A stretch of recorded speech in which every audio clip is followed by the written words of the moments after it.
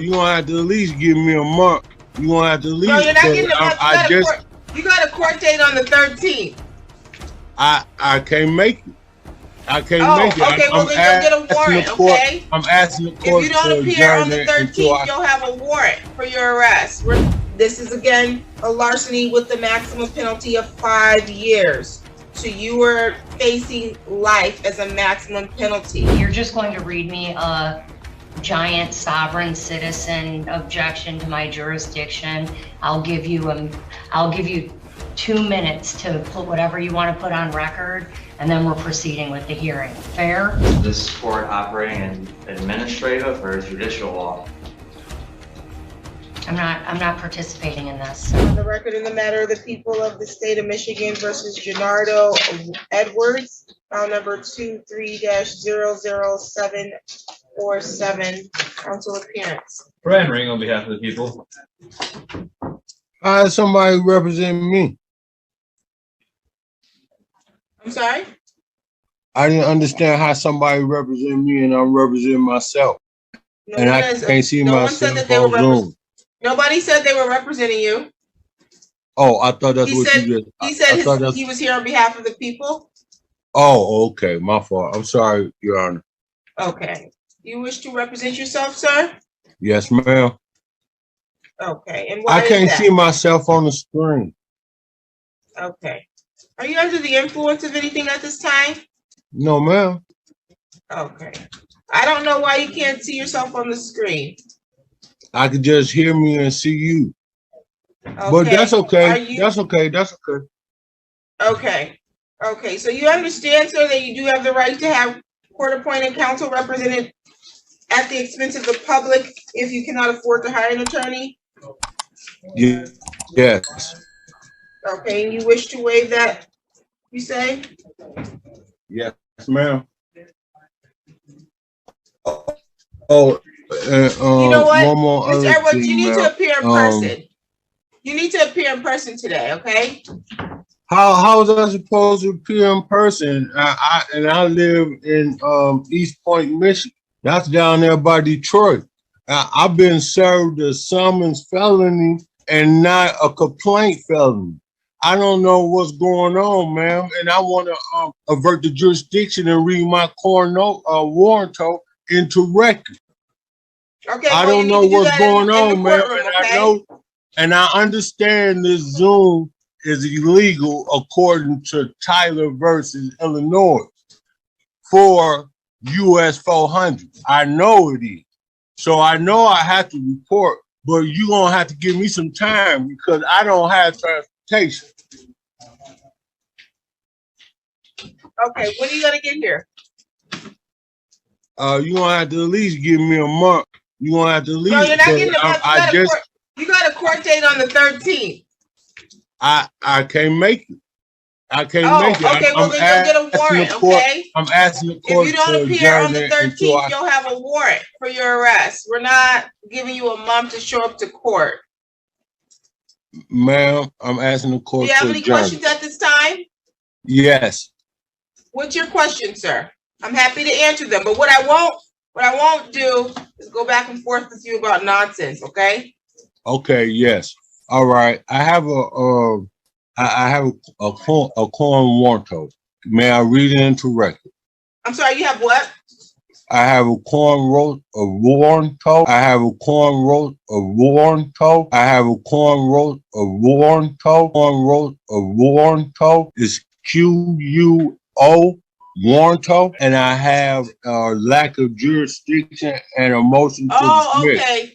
Okay, gotcha. Yeah, you need to file that with the court and serve it on the prosecutor. We're not reading that on the record today, okay? We can't read it. All right. Well, since you need to file it with the court. You need to do an appropriate filing, and then you serve the prosecutor, okay? I will, ma'am. But I have one more other thing. Since this is probable cause, can you at least let me know what my charges is and who is lodging the charges against me? Yeah. Did you appear for your arraignment on March 8th? Yes, I did, ma'am. And they put me on a personal bond. Were you advised at the time of what you were being charged with? She said something about larceny, but she didn't say from who. It's exactly what you're being charged with, a larceny. Yeah, right, but she didn't say from who. You're being charged by the people of the state of Michigan for count 1 on or about August 19, 2022 through August 20th, 2022 at the area of 4600 Collins Road, City of Lansing, Ingham County, State of Michigan, for allegedly committing the act in count 1 of larceny, $1,000 or more, but less than $20,000. It alleges that you did commit the offense of larceny by stealing money that belonged to a Avonshire. The value of the property stolen $1,000 or more, but less than $20,000. This was contrary to Michigan Compiled Law 750.3563A. That's a felony. Maximum penalty 5 years and/or $10,000 in fines, or 3 times the value of the stolen property, whichever is greater. To impose a fine of 3 times the value, the defendant must admit the amount, or it must be determined by a trier of fact at trial. There's an habitual offender, 4th offense notice. So that would enhance the maximum penalty on this. It says, take notice that the defendant was previously convicted of 3 or more felonies or attempts to commit felonies, and that on or about May 11, 2016, he was convicted of the offense of failure to return rented property, $1,000 to $20,000, in violation of MCL 750.36583A in the 16th Circuit Court of Macomb County. And that on or about March 7th, 1997, he was convicted of the offense of delivering, manufacturing less than 50 grams in violation of MCL 333.74012A4 in the 4th Circuit Court of Jackson County. And that on or about March 7th, 1997, he was convicted of the offense of carrying a concealed weapon in violation of MCL 750.224 in the 4th Circuit Court of Jackson County. And that on or about March 7th, 1997, he was convicted of the offense of felon in possession in violation of MCL 750.224F in the 4th Circuit Court of Jackson County. And that on or about February 5th, 1993, he was convicted of delivering, manufacturing less than 50 grams in violation of MCL 333.7401224A in the 31st Circuit Court of St. Clair County. And that on or about March 14th, 1991, he was convicted of the offense of delivering, manufacturing less than 50 grams in violation of MCL 333.7401224A in the 4th Circuit of Jackson County. And that on or about August 5th, 1991, he was convicted of the offense of delivering, manufacturing less than 50 grams and contrary to MCL 333.7401224A in the 31st Circuit Court, St. Clair. And that therefore, the penalties are a maximum of life if the primary offense was 5 years or more, or 15 years or less if the primary offense has a penalty of under 5 years. This is again a larceny with the maximum penalty of 5 years. So you are facing life as a maximum penalty. I ask you again, do you want court-appointed counsel? Okay, ma'am. I wanna interject that the MCR 404B1 said you have to show conformity to the habitual, and there's no conformity, and is over 10 years old. This is a probable cause conference. We don't have to show over 10 years old, at a probable cause conference. So this is what we're going to do. We're going to see you in person next week, okay, sir? I can't make it. Well, if you don't make it, guess what's going to happen? A bench warrant will issue. You go ahead and have a good day. I got other cases to handle. Sorry. Can I call up my witness for next week, or do you want to? Good morning, Your Honor. Natsume Asma on behalf of the people, B88493. James Suzuki, on behalf of the defendant. Mr. Martin. All right, Mr. Martin, can you tell me your first and last name? The first, I object. I'm not the defendant here. Then I'm going to issue a bench warrant for your arrest. You're here. I'll recognize you. You're Mr. Martin. Okay. I understand. Let me ask a few preliminary questions. I know, Mr. Gazicki, you need to make a record. Is the complaining witness present for Yes, today's Your Honor, bench trial? people Okay, are ready to Miss, proceed. okay, thank you. Two issues, one on discovery. We were here about 2 weeks ago. I did receive discovery, I believe it was like June 23rd or so on. I've been on vacation since the 3rd of July until yesterday. I had no opportunity to go down to the jail to visit Mr. Martin. But with, today, I handed him a redacted copy because according to the discovery procedures in Wayne County, the only files I can share with the defendant are redacted. As far as the video goes, I have no other means to, redact that, to show that, or to give him a copy. Today I handed Mr. Martin a redacted copy of the police report that I did have. Okay. With that aside, Your Honor, I do want to make a motion to withdraw. I have had contact with Mr. Martin in the past and ended up with the same position I am right now. There's no communication between the two of us. There's, different thoughts on how to proceed and so on that I cannot adhere to. So I'm asking the court to withdraw on this matter. Mr. Martin, have you had a breakdown with your attorney? No, he's not doing his job, so like as he admitted, he has a problem with discovery, so I just told him I'll file a motion to dismiss the case, then based on the ineffective assistance of counsel. Okay, well, you can't dismiss a case on that. I'm asking you a specific question as it relates to Mr. Gazicki. Do you want him removed from your case?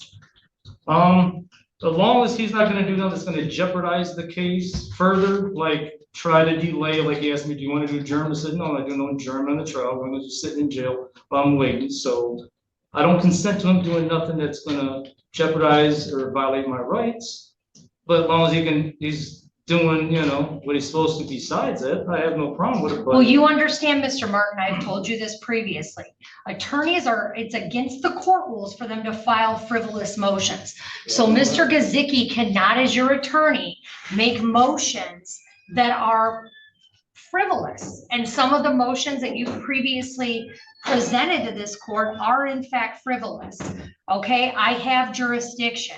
So if you're asking Mr. Gazicki to file a motion on the basis of jurisdiction, he cannot do that. Do you understand what I'm telling you? the one I didn't ask him to file a motion specific to no jurisdiction. Well, you've asked him to file a motion to dismiss today. No, I didn't ask him. I just told him I was going to do it myself. That I was going to file the motion to dismiss the case because of this ineffective counsel not providing. Okay, that's not a reason for a dismissal. Sure.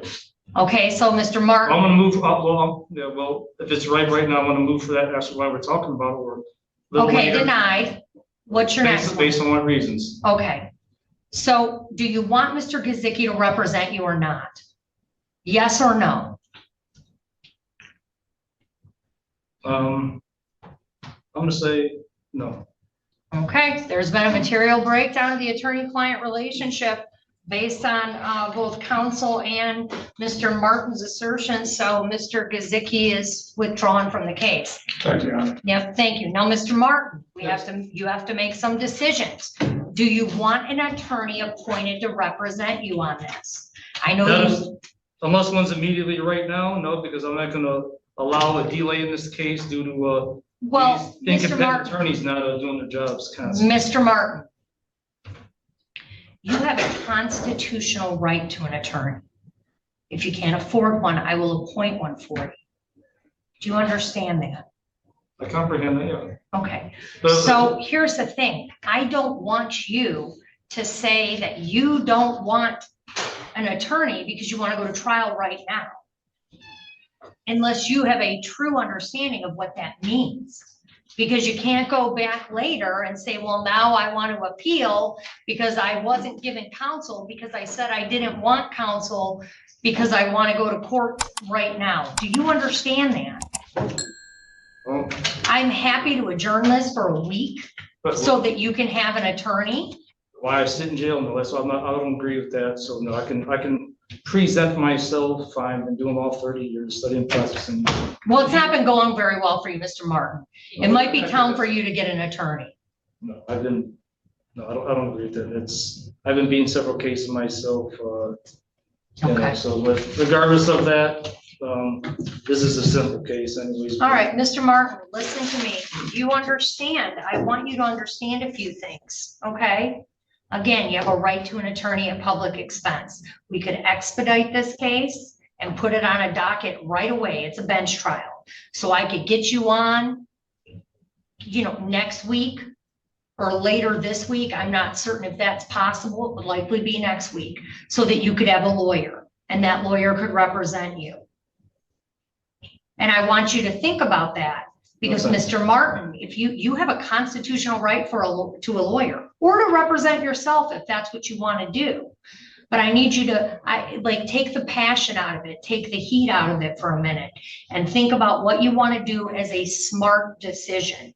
Do you want to wait a week for a trial and have an attorney present or not? No, I don't want to delay this because there's no guarantee the next attorney may do the same thing. Just keep on not doing their job and then think they're going to delay me. So no, I'm ready to go forward. And I have. You understand, Mr. Martin, that if you chose to represent yourself at this hearing, you're held to the same standards as an attorney.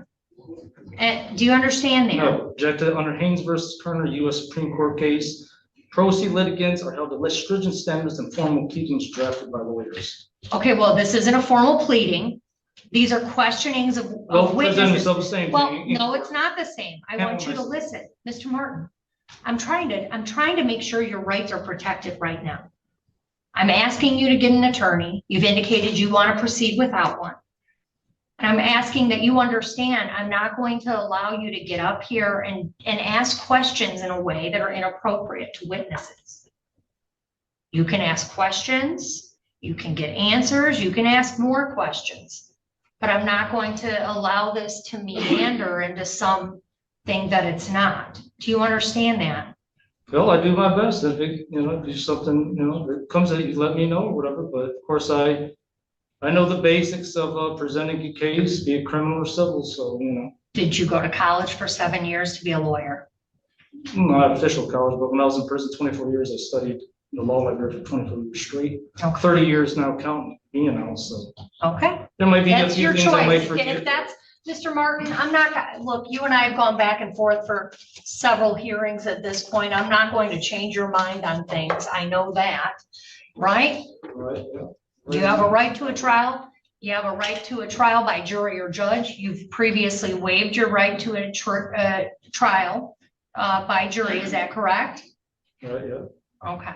And so Since here I'm we, not going to get a jury by like I really want a jury of my peers to be those of the sovereign people, since that was denied before Slaton's court. Same. yeah, thing, it's, do you know, where am I supposed to go to get a judge of a jury of sovereign citizens? I mean, that's not how it works. That's not what the Constitution requires. So you're waiving your right to a trial by jury, correct? Only because, like I said, I can't get a jury by my peers of sovereign people. So Oh, okay. And are you waiving your right to an attorney? as of now, but let's say, worst case, let's say even though I shouldn't, there's no evidence, even if it was to be guilty, I would then want an attorney to represent me on appeal. I'll say that. But Okay, well, I want you to know that you would have a constitutional right to have that attorney too. right. And But if as you're of now, found- no, because these attorneys keep, like I said, they keep doing this. It's Okay. constant. Okay, That I've been having, not doing their job and holding me up. I'm not. Okay. All right. Is there another Officer Frisky? Officer Kemp, can you come up for a second? If you can stay with the prisoner. But also I need, Give me a second, okay? All right, this is 2301405 JP Morgan Chase Bank versus Arnold Chavez appearances. Yes, Your Honor. Christopher Royce, P49102 on behalf of plaintiff. All right, Mr. Chavez, can you turn on your camera and tell me your name? Chavez Arnold.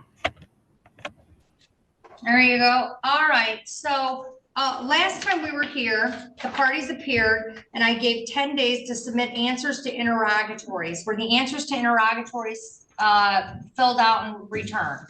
Well, Your Honor, they were prepared when I prepared for the hearing, apparently they were not sent. I did email them to Mr. Chavez this morning. However, the document production requests were, all documents were produced within days of the hearing, Your Honor. All right, so Mr. Chavez, do you have all of that now? No, like he said, I didn't. After 10 days, he just sent. I mean, I could check my email, but I haven't received anything from him. Did you receive all the documents you requested? No. Mr. Royce, when were they sent? They were sent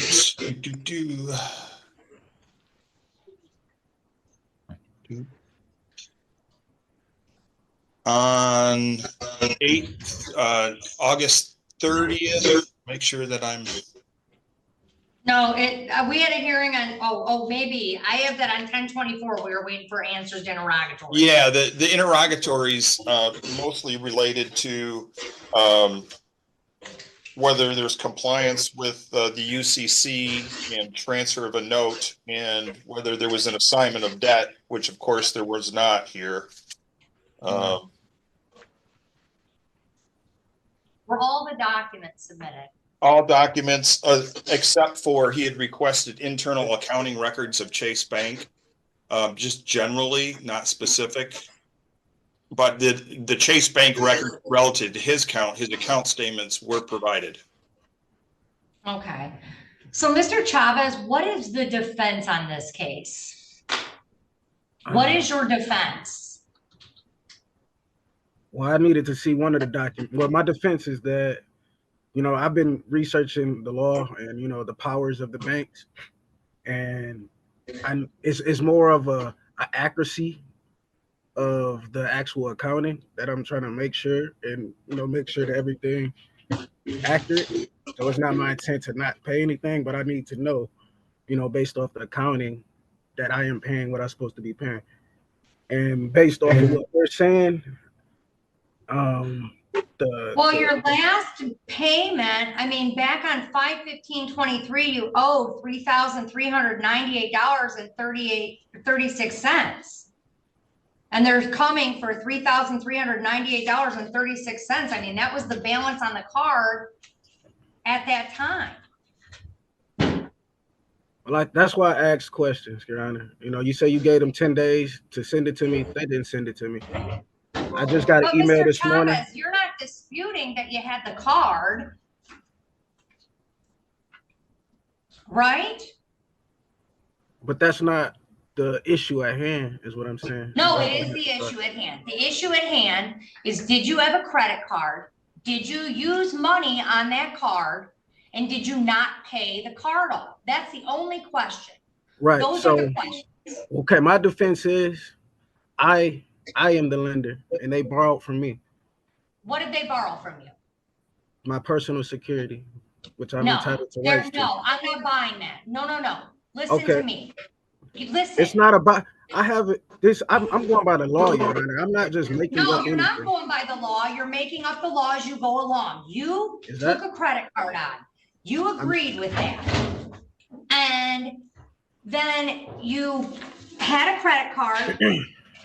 You used the credit card. You have a balance on the card, and you didn't pay on the card. They don't owe you anything. So so when I asked for the application, the evidence that opened up the account, because they go by GAAP accounting principles. If my application opened up the account, that means there will be a credit on my account, because that's a cash equivalent. That's what the law says. All right. Mr. Royce, I don't have a motion for summary disposition in the file. Yeah, we talked about that last time, and I was going to file one, but this hearing was a little bit too early. The motion would have had to been filed the next day, so I did not get that out. All right, motion for summary disposition. We will have a hearing for a summary disposition on December 19th. Can I see that? 1 second. 1 second here. I have them. No, wait a minute. December 19th. Okay. It's going to have to be January 9th. Okay, Clerk's indicating. So. I will get that motion out for right summary away. I have it, disposition. I had it prepared, but then I noticed that I didn't have enough time to actually serve it. Yeah, motion for summary disposition, hearing date will be January 9th to 25th. And the motions to be filed forthwith, and a copy obviously is to be provided to Mr. Chavez. And we'll see you back on January 9th, 2025 at 9:30 a.m. for the hearing. Thank you, Your Honor. All right, we're all set. All right, and I've got Mr. Chavez back. Do I have Discover Bank still? Yes, Your Honor. All right, Mr. Chavez, can you turn on your camera and your microphone, please, sir? All right, we're back on 24010674. The Discover Bank versus Arnold Chavez. Can I get appearances? Good morning, Your Honor. Michael Goethals, P number 48992, of counsel to the law firm of Buckles and Buckles, appearing on behalf of Discover Bank. All right, Mr. Chavez, tell me your name. Chavez Arnold. All right, and I know that we had a previous court date on this on October 10th, and the default was filed. And then an objection was filed timely on this case. So we're here to set aside the judgment.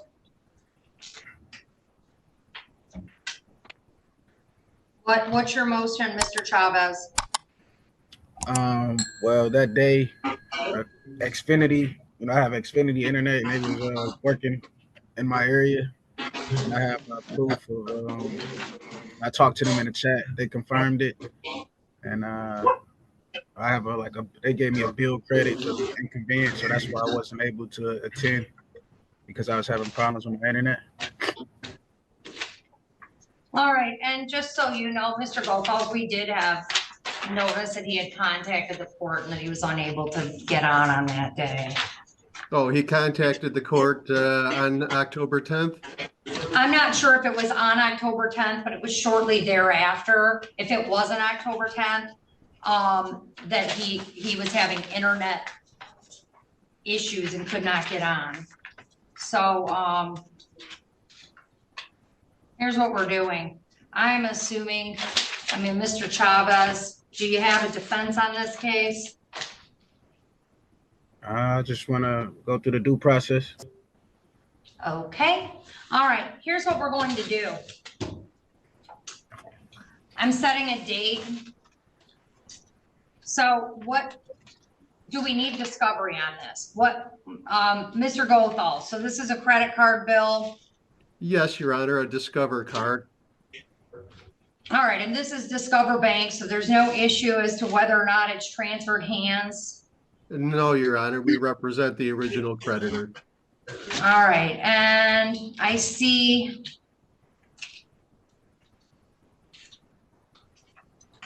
there's an answer file. All right, this is an account stated under MCR 2.116, parent I. This court is making a ruling immediately based on the pleadings. The answer from Mr. Arnold indicates that he does not dispute that the card was taken out. The only dispute he appears to have is that a few paragraphs here, he does not agree with the fact that by virtue of defendant's default and breach, the entire balance of the account is now due, and these statements were attached, that the contract and or monthly statements are written instruments, evidence indebtedness with a specified interest rate, and that he disputes whether or not it's an account stated. It clearly is. It's the original creditor. There's no sort of defense regarding assignment on this case. The balance at the time of the complaint was $4,378.29.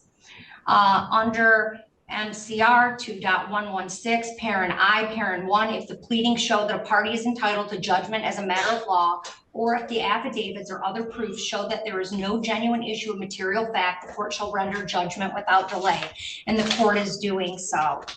Well, I have affidavits that support what I'm saying, but I will want to enter into this as evidence. The motion for summary disposition is granted sua sponte by this court. There is no valid defense to this claim, and I couldn't even enter any evidence. And a judgment in the amount of what is claimed in the complaint, $4,378.29 will be entered by this court, and documents can be submitted for that purpose. And officer, I have a few more documents for that, and we're all set. All right, we're all set. Thank you, Mr. Arnold. Mr. Arnold, I have ruled against you. I am allowed to do so on the court rules. You filed an answer. It's the appropriate response to this. You're not going to make a mockery of the judicial system, which is what you're attempting to do. You're also not going to waste this court's time and resources on cases, on arguments that are invalid. I'm not wasting any more time on it. We are done. Thank you. Thank you, Your Honor. All right, Mr. Page, this is 242804, the City of Taylor versus Zachary Page. And good afternoon, Your Honor. For the record, Matthew Zick for the people. Okay, and I have a note on here. The people are requesting the case be set for a jury trial, and the defendant wants to fire the MIDC attorney. Is that accurate? Mr. Page, are you asking to represent yourself? Yes, Your Honor. I'm representing myself. Okay. Okay, you have a right to represent yourself, but I want to make sure you understand this, Mr. Page. You have a right to do that, okay? But you understand that attorneys go to law school and they study the rules of evidence.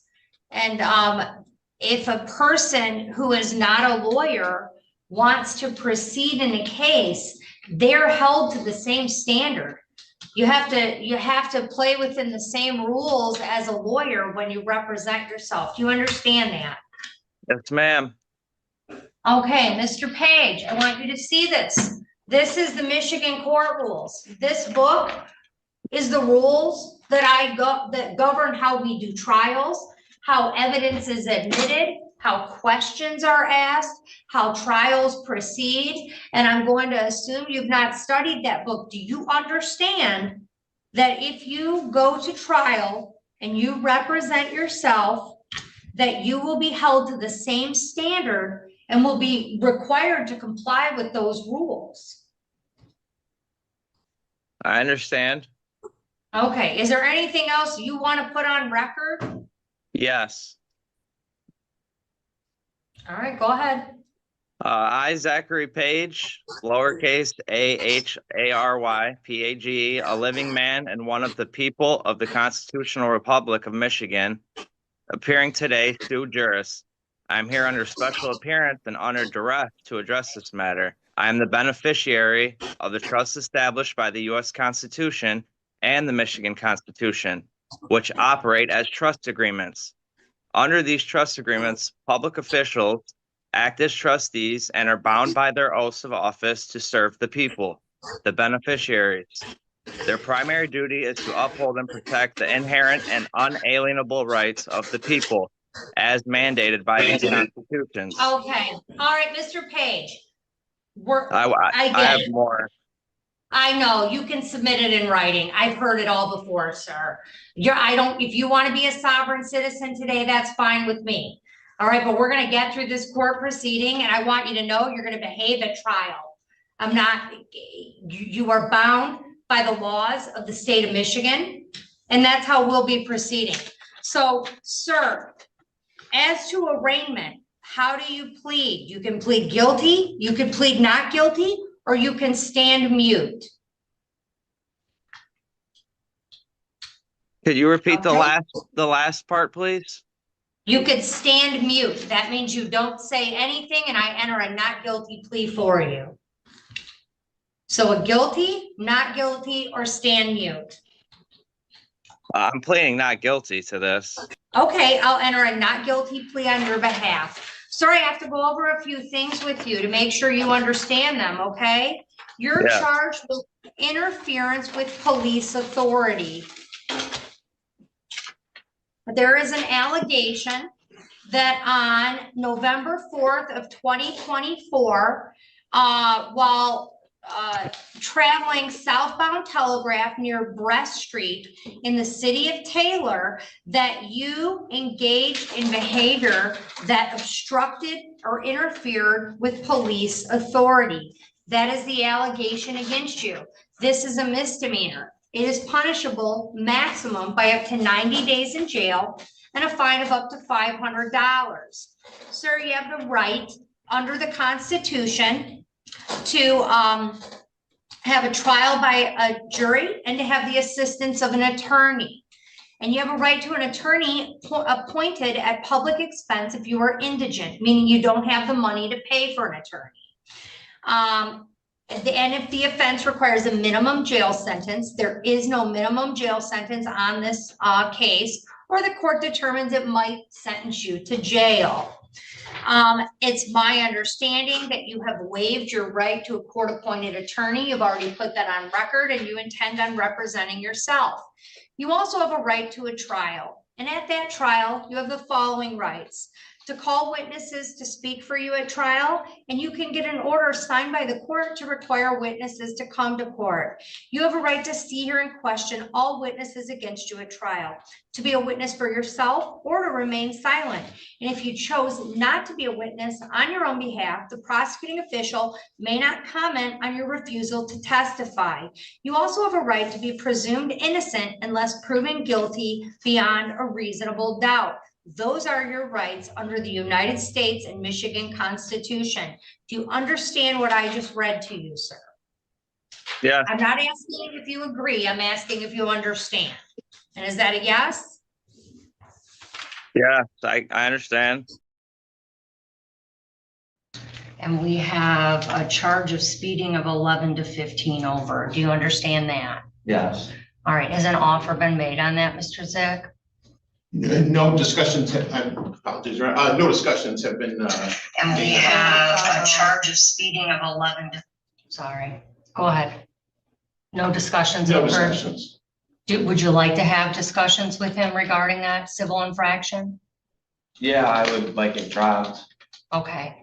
Well, I don't know that he's doing that, but he might offer you a reduced ticket with no points. I mean, I don't know that he will. I don't know what he'll offer you, but there could be a reduction. Do you want to discuss that possibility with Mr. Zach? Yes, I'd like to. Okay, I'll let the two of you discuss that. And I did receive your filing. I'm reviewing it now. Okay. And so if that's what you're intending to put on record, it is officially part of the court file. Okay. So we don't need to do it orally because it's part of the file. All right. Okay? All right, I'll let you two talk and I'll see you back in just a few minutes. Thank you. All right, we're back on record. Were you two able to have discussions? We had the discussion, Your Honor, but we're unable to reach a resolution. Okay, so was an offer made? Yes. Okay, can you just tell me what the offer Oh, was? yes, Your Honor. The people offered to reduce the charge of speeding 11 to 15 over to a double parking. All right, and Mr. Page, you understand that's a civil infraction, has a fine of $165, but it doesn't have any points on your license. Right. Okay, and you've rejected that offer? I have. Okay. All right, so we're proceeding with our hearing then. Thank you. Mr. Page, is there something you want to, if you're just going to read me a giant sovereign citizen objection to my jurisdiction, I'll give you 2 minutes to put whatever you want to put on record, and then we're proceeding with the hearing. Fair? Don't I have the right to be heard lawfully? Well, you have the right to ask questions to the witness. Okay. And to, make any arguments you want to the court. Right. But as far as jurisdictional arguments, the court does have jurisdiction. Okay, is this court operating in administrative or judicial law? I'm not participating in this, sir. Well, I would. Well, have you to- I know, would this have is to a court know. of law. I would have to know because there's no injured party in this case. So There doesn't have to be. There does. In order to set bond against me, there has to be an injured party. Okay. Anything else? I am operating under the laws of the state of Michigan and the Michigan Constitution. And that's the information that I'm willing to provide. And it's, Okay. and I'm certain you're aware of that, sir. You've lived in the United States for your life. And I'm also aware that I have the right to freely travel at my own vehicle Correct. that I maintain and take care of. There was no injured party. I was not engaged in commerce or commercial activity. Okay, well, they can get tickets too for speeding. I'm protected under the Constitution. Speed limit's not law. The Constitution says that. Actually, The speed limit The is a statute, state's- code, and ordinance. correct. Statute and ordinance, that's Yeah. correct. So how could I be charged if we're operating under this type of law and no injured party? This- Well, your federal right to travel under the state or the federal constitution doesn't mean that you're not subject to regulatory. I mean, do we not have to get driver's licenses? Do we not have to get car insurance? Do we not have to follow basic speed laws? I mean, you can have a constitutional right with limits and, or regulatory provisions or statutory provisions. The right to drive is not written in the Constitution. The right to travel is. Yeah, and that, I made that clear to the officer that I was traveling. I wasn't driving. I have that. Were you in a I have car? that on film too. Sir, were you in a car? Yes, I was. All right, you were operating a motor vehicle. And were you in the city of Taylor? Yes, Okay. All right. I wasn't operating a motor vehicle though. I was traveling freely down the road. In a motor vehicle. That I maintain and take care of myself. That's my property. Okay. I understand that. That doesn't affect this. I mean, you were driving a car in the city of Taylor. Uh-huh, Yes. Okay. And that's why we're here. okay. Okay. Your Honor, people would waive opening at this time and be prepared to call their first witness when you're ready. Okay. Call your first witness. Thank you, Your Honor. At this time, we call Corporal Billy Schillenberg to the stand. Okay, officer, if you can come on up to the witness stand. Raise your right hand when you get up here. You solemnly swear or affirm to tell the truth, the whole truth, and nothing but the truth, so help you God. Okay, have a seat. When people feel a choice threatens their independence, they may become more committed to resisting it. Here, rejecting the practical options kept the focus on personal sovereignty instead of the actual traffic allegation. That makes the legal problem harder to solve, because the court still applies the same rules regardless of the defendant's theory. Zach, your witness. Thank you. Corporal Schillenberg, can you state your name and badge number for the record? Corporal Billy Schillenberg, badge number 260. And you're employed with the Taylor Police Department? I am. And what's your position with the police department? My rank is a corporal and in the traffic bureau. And Mr. Schillenberg, were you working back on November 4th of 2024 in the afternoon hours? I was. All right. I'm going to direct your attention back to that date and time. Can you describe to the court where you were approximately doing traffic detail on November 4th, 2024 at about 1:35 p.m. At that time? On November 4th, 2024, approximately 1:49 p.m. I, Corporal Schillenberg, was sitting stationary and Sir, you can't read off your report. You can use it if you want to use it to refresh your memory. You're free to read it, but you can't just read the report into the record.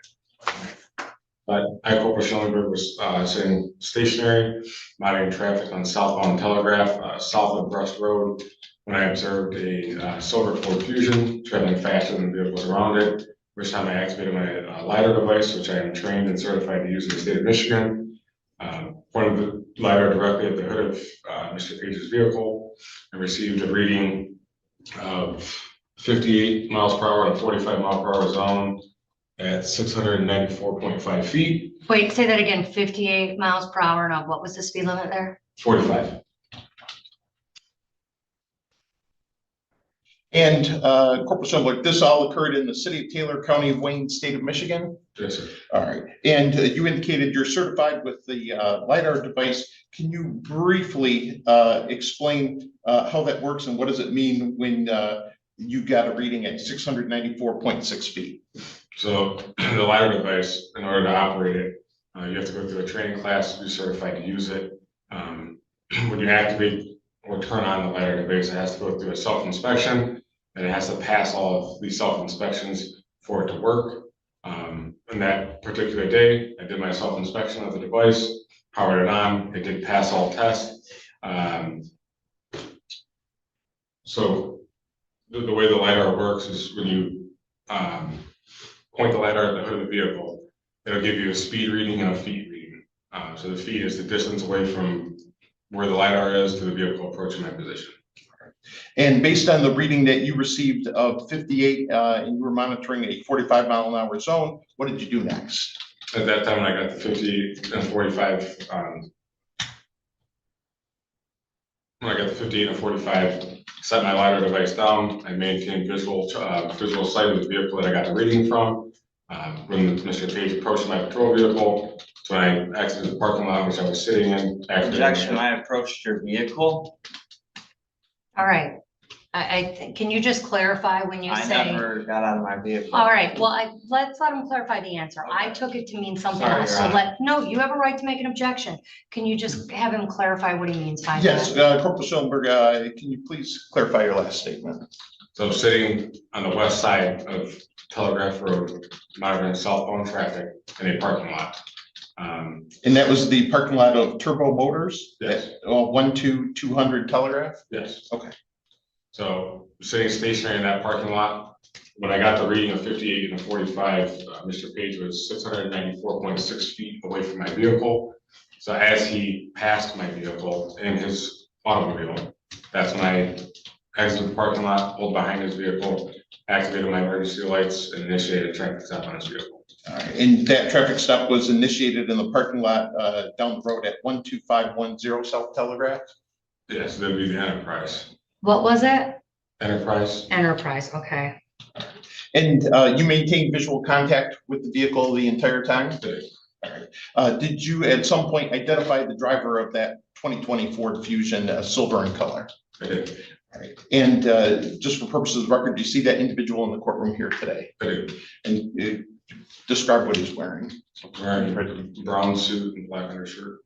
Your Honor, let the record reflect that he has identified the defendant, Zachary Ryan Page, seated at counsel table. The record shall so reflect. Based on your reading and your observations, Corporal Schoenberg, did you then issue a citation to the defendant? All right, so while we were on the traffic stop, I asked Mr. Page for his identification numerous times, which he refused to do so. I refused to do so. At that time, Sergeant Kish made my location. Mr. Page eventually ended up providing his driver's license to Sergeant Kish. At that time, I was able to issue him a citation for the speeding 11:15 an hour. And when you were observing traffic on southbound Telegraph from your location at Turbo Motors, did you have were you able to maintain a clear visual of the traffic and the defendant's vehicle? Yes. Okay. Your Honor, I have no further questions to this witness this time. All right, Mr. Page, you have some questions for the witness? You're free to step to the podium just so the court reporter can take everything down.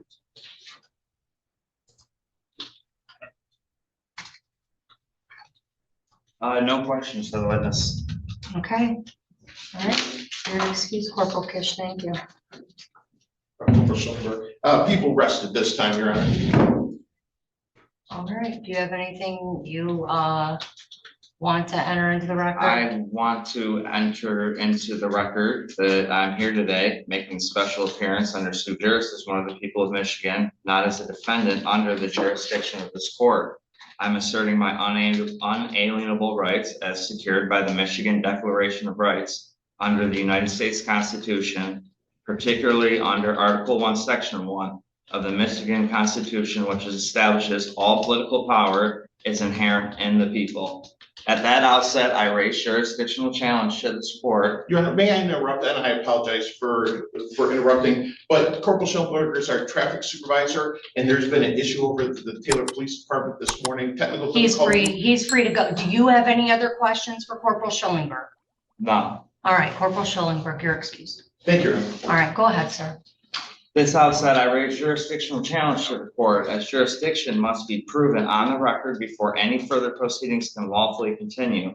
The separation of powers doctrine, as outlined in Article 3, Section 2 of the U.S. Constitution and the Michigan Constitution, makes it clear that no branch of government may exercise the powers of another. Before proceeding, I require clarification on whether this court is operating in a judicial capacity or administrative.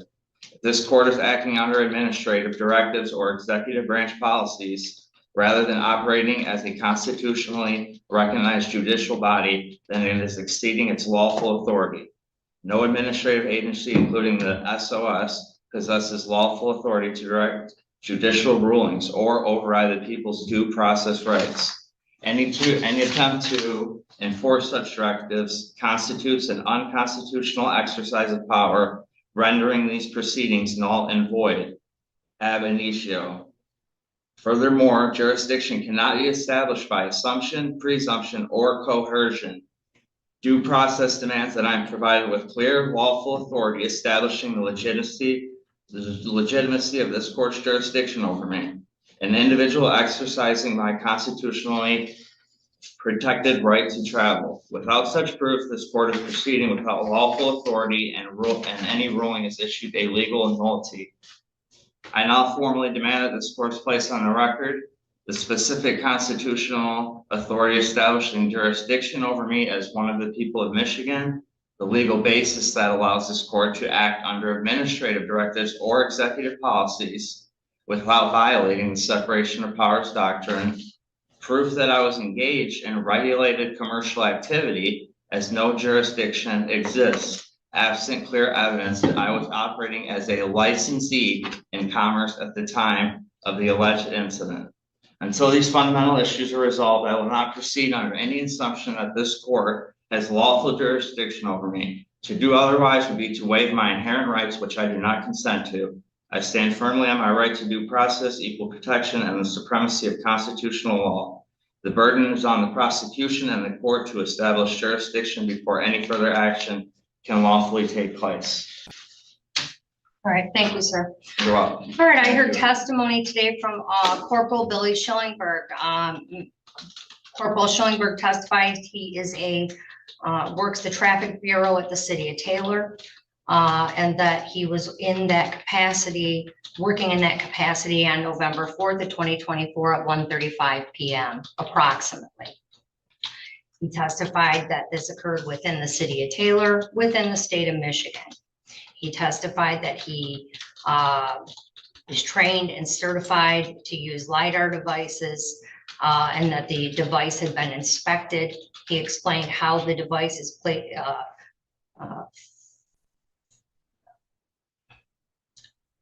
at the hood of the vehicle, or aimed at the hood of the vehicle, and it determines the speed in feet from the LiDAR device. He testified that at the time, I can't recall the exact number, but he was approximately 600 feet away from the driver of the silver Ford Fusion, and that he was clocked at a speed of 58 in a 45-mile-hour zone. He testified as the vehicle came towards him and passed him, he put his device down and initiated a traffic stop. The stop ultimately occurred at 12510, which is on Telegraph Road, which is the business of Enterprise. Corporal Schellenberg also identified Mr. Page as the driver of the motor vehicle, and his license was ultimately produced, and he was issued a traffic citation. The standard for these hearings is not beyond a reasonable doubt, and there was no questions to Officer Schellenberg. that offered any contradictory testimony to the testimony that was issued in this case. Therefore, Mr. Page, I find you responsible of the civil infraction of speeding 11 to 15 over, and that has a fine of $130. Mr. Page, do you need time to pay? I do. Okay. How much? Can you pay in 30 days? I mean, yeah, if I got on a payment plan. All right. Well, would you rather pay something on a monthly basis? Can you pay $70 a month, $50 a month? Tell me what you 50 is good. 50 a month. Yeah. All right, they'll send you notice of the payment plan. Are you in Hidden Lane still? Yes. All right, Mr. Page, you'll receive notice of that in the mail. The common thread across these proceedings is not that the defendants lacked opportunities to protect themselves. The record shows the opposite. Each judge repeatedly gave them a usable path: understand the charge, follow the procedure, use counsel if needed, present a real defense, and respond to the evidence actually before the court. In the first case, the defendant was given repeated opportunities to appear properly, ask questions, and file his jurisdictional arguments through the normal process. The key problem was strategic.